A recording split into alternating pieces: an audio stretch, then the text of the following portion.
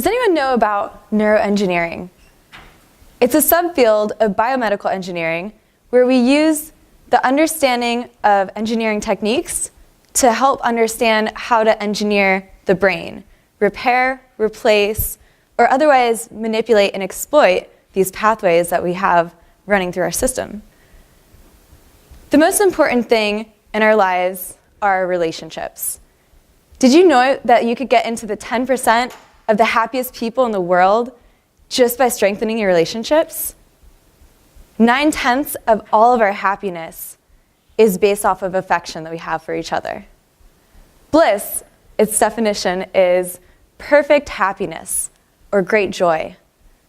I believe that bliss is stronger than happiness because my mother named me with the middle name Joy. Thus, I feel a little bit connected with it. This dapper young man on my right is my older brother. He's in Africa in this picture with a camel behind him. He's my best friend and one of my heroes in life. He's always been there for me. And above my mother holding my nephew right here is a quote that he left 5 years ago on my Facebook page the day after Christmas. It says, "I have a bunch of great brothers and sisters, but there will be one who will always be there forever." And then he tagged me. It was probably the sweetest thing that anyone's ever done for me in my life. My mother has been an incredible rock throughout my entire life. She's always been supportive. Although she never went to college, she's extremely intelligent, and she always taught me that character is more important than how much you know or who you know, and it will determine where you go in life.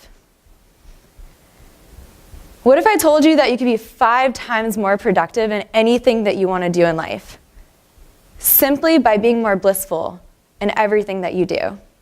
There's a Hungarian psychologist called Mihaly Csikszentmihalyi. Maybe some of you have heard of him. He first introduced the flow state, which is all about being blissful and being in this state of mind where everything is idealized and you have perfect happiness that completely wraps you up from everything else in the world, and you basically forget to eat or do normal activities that we're supposed to do. But you also produce the most amazing work that you could ever produce in anything. I'm also about to drop a bomb on you. Life isn't all sunshine and rainbows. Life is a beach in many ways. I mean this figuratively, of course. What is the beach all about? Constant change. The beach has tides incoming and outflowing. The wind will be coming, a storm will be brewing. Very rarely is it beautiful and sunny. If you've been to the beach lately here in Florida, you've seen spinner sharks jumping all along the shores. Don't go in the water. It's not ideal at the moment, although I went in yesterday, so not leading from example on that one. We all know that tragedy exists in this world, especially here in South Florida. Just last Valentine's Day, we had an awful massacre down at Marjory Stoneman Douglas. Unfortunately, the remnants of that issue are still prevalent in our society, as we had one of the MSD student survivors take her own life this past Sunday. It's very unfortunate that so many people are grieving. In fact, we're all grieving in different ways, whether it's a loss of a family member, a loss of a job, being apart from your family in a different country, or just not feeling connected with yourself. So many people are grieving, and it's our job to reach out to them and find something to be compassionate and encouraging instead of being critical or trying to be condescending towards them. Trust me, I'm an engineer. We're very well acquainted with pain. This is just one of my homework assignments from my biosystems modeling and control class. This is actually a model of Ebola in a Simulink software using MATLAB code. We were trying to find the best hypothetical vaccine schedule to treat Ebola in Sierra Leone.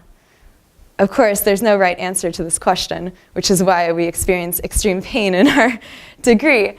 Though, what I've learned from engineering is that the most painful experiences lead to the most joy and satisfaction when you finally do accomplish them.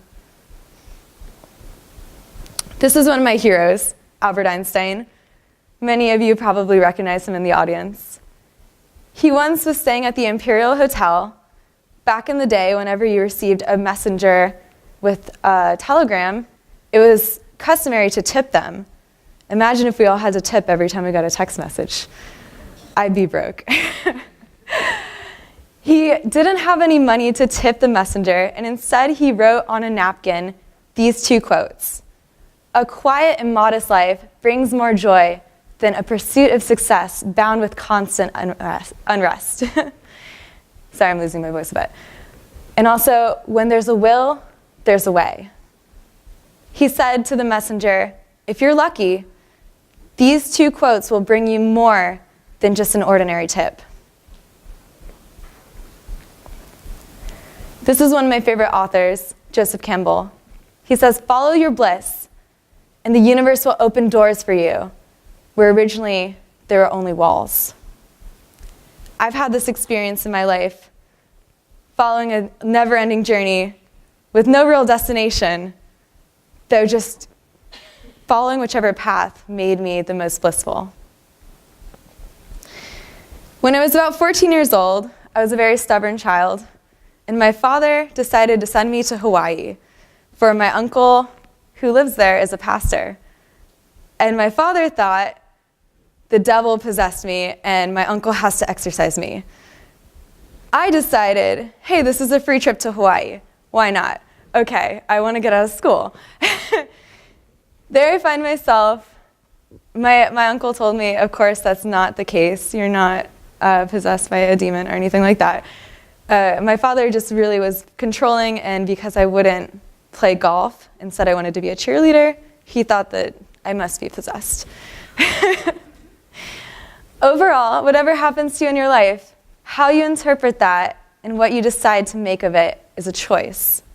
We can choose to see every situation as blissful, or we can choose to see it as an obstacle. Here is a picture that my uncle actually took on the shore of the Big Island. You can see humpback whales. I highly, highly suggest checking out Hawaii if you haven't been yet. They're beautiful people, and they're all about unconditional love and togetherness.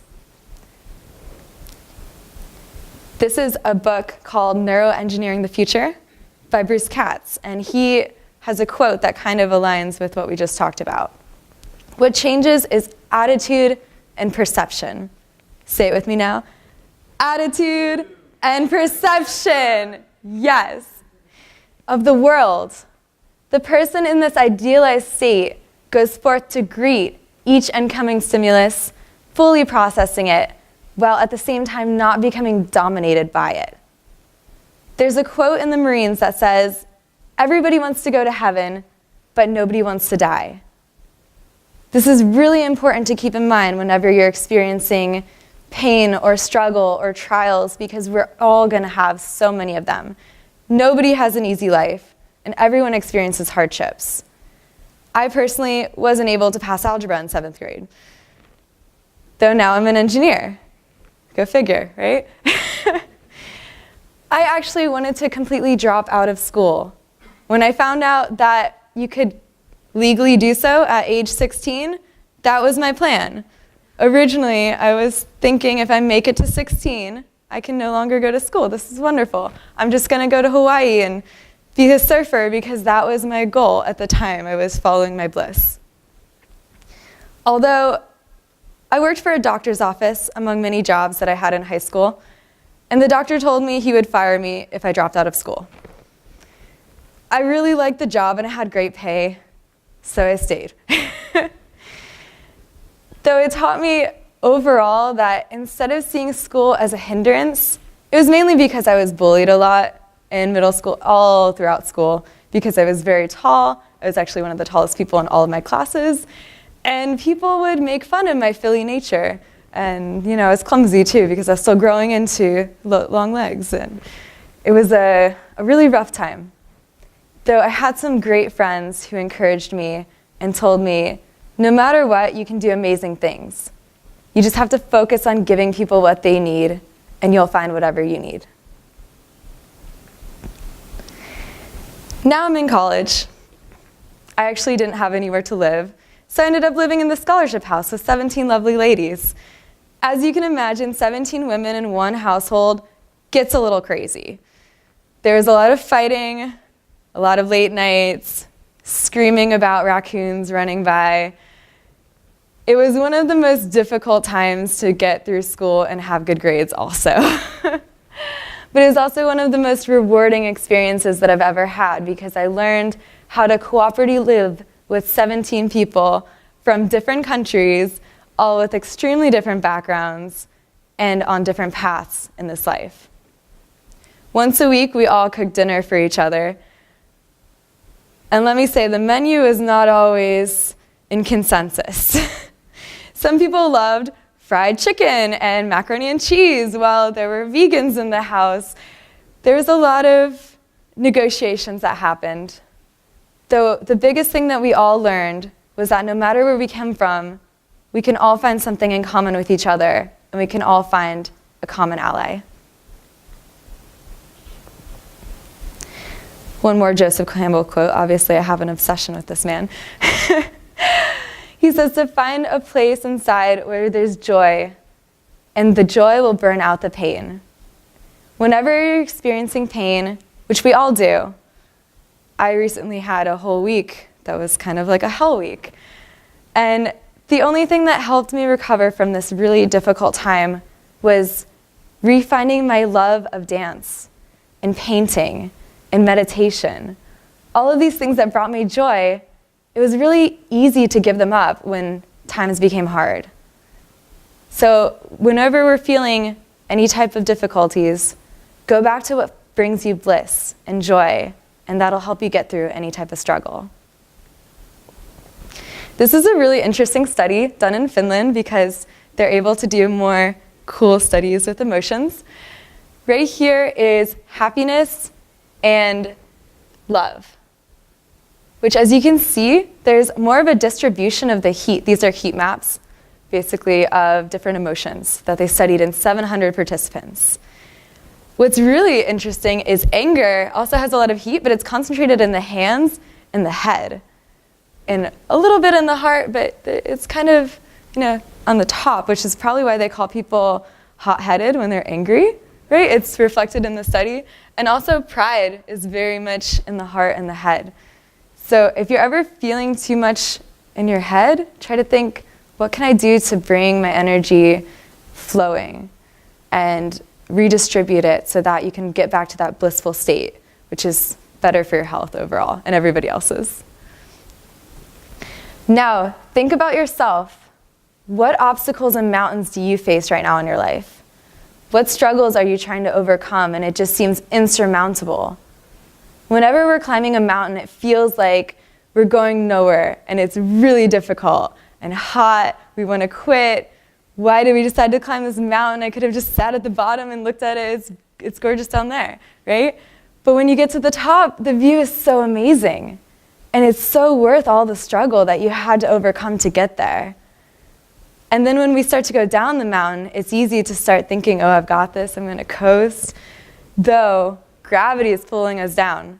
So it's important to take it slow and remember to not rush when it seems like we've already reached our destination. These are some of the things that I've been able to do from following my bliss. Because I was this really awkward, tall, lanky person, my friend who actually had cerebral palsy asked me to be a model one day for her clothing company. I thought, no, everybody says I look weird. I'm not going to do that. But I ended up paying for almost all of my undergraduate degrees through modeling. And it's introduced me to some really incredible people, both models, designers, photographers, all of it. I also, because I started studying engineering, got to fly across the country 3 times already, which is pretty amazing considering I'm still a student pilot, working on that.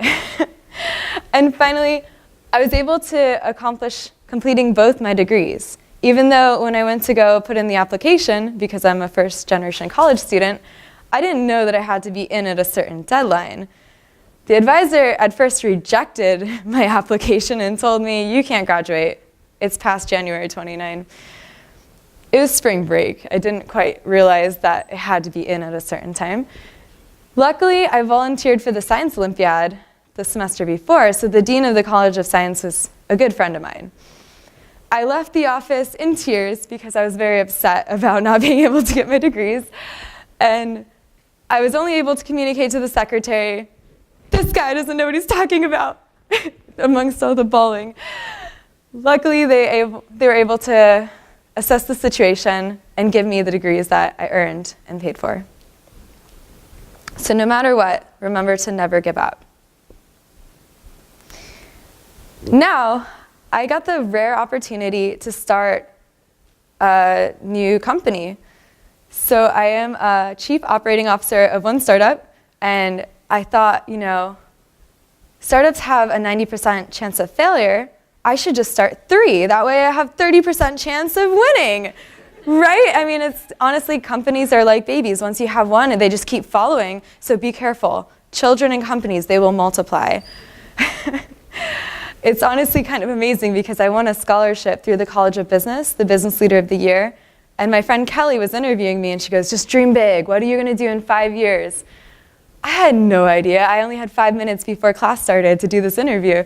So I said, I'm doing bioengineering and an MBA. I guess I'm going to open some bioengineering companies, right? It just seemed logical. And now I find myself a chief of 3 bioengineering companies. It's really kind of strange and beautiful at the same time, but I never imagined I would be here. So just follow whatever makes you happy, and you're going to end up in the right place. You don't have to know what you're going to do. Originally, I thought I was going to be a doctor. Whatever.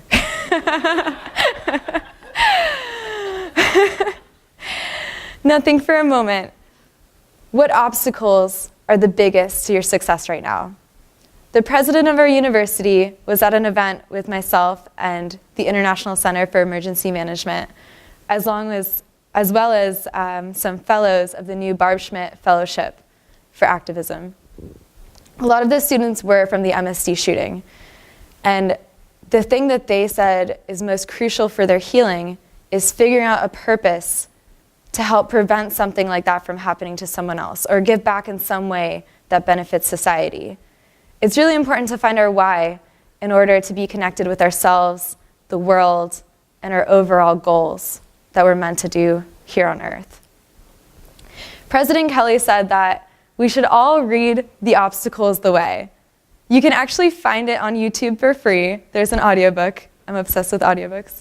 It's by Ryan Holiday. And there's one quote he says that everyone should follow and you'll have a more blissful life. And that's to never settle, never be desperate, never stop short, and never give up. So in summary, take more social risks, be positive, keep faith in your path and knowing that what makes you happy is where you're supposed to be. Find new things and seek out novelty and complexity in situations, because that actually builds more neural pathways in your brain and you become smarter and have better memory, which we all want to remember the people that we love and the experiences that we get to have. Also, use all of your senses, whether it's your intuition, your ability to smell and know something's wrong. I've been on a plane before where it smells like jet fuel. Tell people these things because you don't know what you can avoid. There's actually a flight attendant that stopped a bomb once on a plane from London because she smelled sulfur and someone had a shoe bomb in his lap. So be aware of everything around you and know that if you're noticing something, it's for a reason. And finally, never give up. So now I'm going to ask you, what is your purpose? What is your why? How can you engineer more bliss in your life? And what are you in pursuit of? Thank you very much.